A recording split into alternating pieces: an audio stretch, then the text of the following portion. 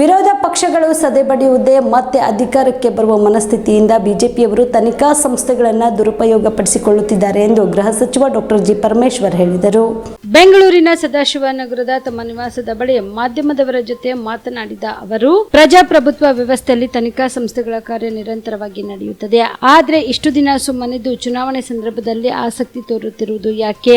ಆದಾಯ ತೆರಿಗೆ ಇಲಾಖೆಯವರು ಈಗ ನೋಟಿಸ್ ನೀಡುತ್ತಿರುವುದರ ಅರ್ಥವೇನು? ಕಾಂಗ್ರೆಸ್ ಪಕ್ಷದ ಬ್ಯಾಂಕ್ ಖಾತೆಯನ್ನ ಯಾವ ಉದ್ದೇಶಕ್ಕಾಗಿ ಸೀಸ್ ಮಾಡಲಾಗಿತ್ತು ಎಂದು ಪ್ರಶ್ನಿಸಿದರು. ಎಲೆಕ್ಟ್ರಲ್ ಬಾಂಡ್ಸ್ ಕೊಡಬಹುದು, ಹಣ ಕೊಟ್ಟಿಲ್ಲವಂತಲ್ಲ ಎಂದು ಕಳೆದ ಚುನಾವಣೆಯಲ್ಲಿ ಹೇಳಲಾಗಿತ್ತು. ಇದಕ್ಕೆ ಚುನಾವಣೆ ಆಯೋಗ ಅನುಮತಿ ನೀಡಿತ್ತು. ಎಲ್ಲಾ ಪಾರ್ಟಿಯವರು ಎಲೆಕ್ಟ್ರಲ್ ಬ್ರ್ಯಾಂಡ್ಗಳನ್ನ ಡೊನೇಷನ್ ಮಾದರಿಯಾಗಿ ತೆಗೆದುಕೊಂಡರು. ಈಗ ಎಲೆಕ್ಟ್ರಲ್ ಬ್ರ್ಯಾಂಡ್ಗಳನ್ನ ತೆಗೆದುತ್ತಿರುವುದು ತಪ್ಪು ಎನ್ನಲಾಗುತ್ತಿದೆ. ಬಿಜೆಪಿಯವರು ಹೆಚ್ಚು ಬ್ರ್ಯಾಂಡ್ಸ್ಗಳನ್ನ ತೆಗೆದುಕೊಂಡಿದ್ದು ರೂಪಾಯಿ 8,200 ಕೋಟಿಗೂ ಹೆಚ್ಚು ತೆಗೆದುಕೊಂಡಿದ್ದಾರೆ. ನಮ್ಮ ಪಾರ್ಟಿಗೂ 18,000 ಕೋಟಿ ಬಂದಿದೆ ಎಂದರು.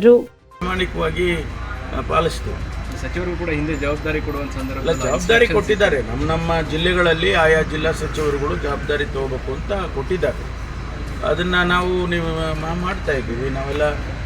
ಎಲ್ಲ ಸಚಿವರುಗಳು ಕೂಡ ಈಗಾಗಲೇ ಅವರವ್ರ ಜಿಲ್ಲೆನಲ್ಲಿ ಓಡಾಡ್ತಾ ಇದ್ದಾರೆ. ನಮ್ಮ ಜಿಲ್ಲೆನಲ್ಲಿ ನಾನಿದ್ದೇನೆ ಮತ್ತು ನಮ್ಮ ಇನ್ನೊಬ್ಬರು ಸಚಿವರು ರಾಜಣ್ಣವರಿದ್ದಾರೆ. ಅವ್ರ ಇದು ಹಾಸನ ಇನ್ಚಾರ್ಜ್ ಇದ್ದರೂ ಕೂಡ ನಮ್ಮ ಜಿಲ್ಲೆಯವರಾದ್ರಿಂದ ಅವ್ರದ್ದು ಕ್ಷೇತ್ರ ಇದೆಯಲ್ಲ, ಹಾಗಾಗಿ ನಾವು ಕೆಲಸ ಮಾಡ್ತಾ ಇದ್ದೀವಿ.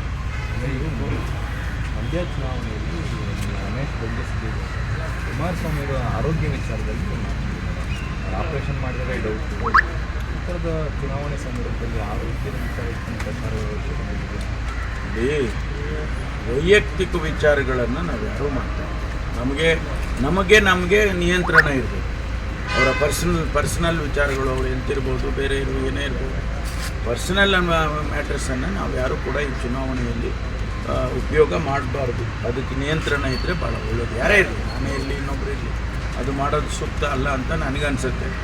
ಬೇರೆಯವರು ಬೇರೆ ರೀತಿಯಲ್ಲಿ ಯೋಚನೆ ಮಾಡ್ತಾರೆ. ಅವ್ರುಗಳು ಕೂಡ ಬೇರೆ ರೀತಿಯಲ್ಲಿ ಮಾತಾಡಿದಾಗ ಇವರು ಅದಕ್ಕೆ ರಿಪ್ಲೈ ಮಾಡ್ತಾರೆ. ಈಗೆಲ್ಲ ನಡೆಯುತ್ತೆ. ಅದು ಸಾರ್ವಜನಿಕ ಜೀವನದಲ್ಲಿ I don't think it is the right spirit. ಎಲ್ಲ ಕ್ಷೇತ್ರದ ಅನೌನ್ಸ್ ಆಗಿದೆ, ಮಾತ್ರ ಬಾಕಿ ಎರಡು ಗುಂಪಾಗಿದೆ. ಸಮಸ್ಯೆ ಆದಂಗಿದೆ. ಮುಚ್ಚಿಡೋದೇನಿಲ್ಲ, ನಾವ್ಯಾರು ಇದನ್ನು ಹೈಡ್ ಮಾಡೋದು. ಎರಡು ಗುಂಪಾಗಿದೆ. ಒಂದು ಗುಂಪು ಇವ್ರಿಗೆ ಕೊಡಿ ಅಂತಾರೆ, ಇನ್ನೊಂದು ಗುಂಪು ಕೊಡಬೇಡಿ ಅಂತಾರೆ. ಅದನ್ನು ನಮ್ಮ ಮುಖ್ಯಮಂತ್ರಿಗಳು, ನಮ್ಮ ಅಧ್ಯಕ್ಷರು ಸಮರ್ಥರಿದ್ದಾರೆ, ತೀರ್ಮಾನ ಮಾಡ್ತಾರೆ. ಸ್ವಲ್ಪ ಸಮಯ ಹಿಡಿತದೆ. ಅಲ್ಲ, ಮುನಿಯಪ್ಪ ಅವ್ರು ಹೇಳ್ತಾ ಇದ್ದಾರೆ, ಒಬ್ಬರನ್ನ ಬಿಟ್ಟು ಇನ್ನೊಬ್ಬರನ್ನ ಟಿಕೆಟ್ ಕೊಡೋದು ಸುಲಭ. ನೀವು ಹೋದ್ರೋಗ್ಲಿ ಏನಾರ ಮಾಡ್ಕೊಳ್ಳಿ, ನಾವು ಕೊಡೋದು ಅಂತ ಹೇಳೋದು ಭಾಳ ಸುಲಭ. ಆದರೆ ನಮ್ಮ ಉದ್ದೇಶ ಅದಲ್ವ.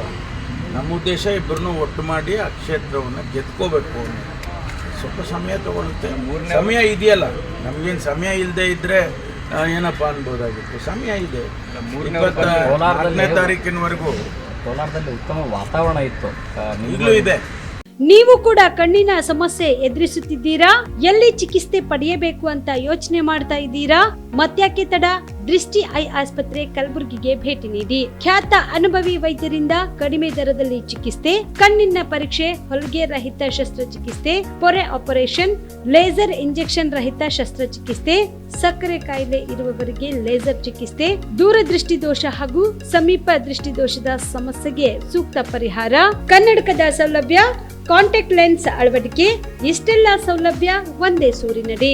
ಹೆಚ್ಚಿನ ಮಾಹಿತಿಗಾಗಿ ಸಂಪರ್ಕಿಸಿ ಗಚ್ಚಿನ್ಮನಿ ಟವರ್, ಬಿಗ್ ಬಜಾರ್ ಮುಂದುಗಡೆ, Jagat circle, Kalaburagi. Phone number 7899328915.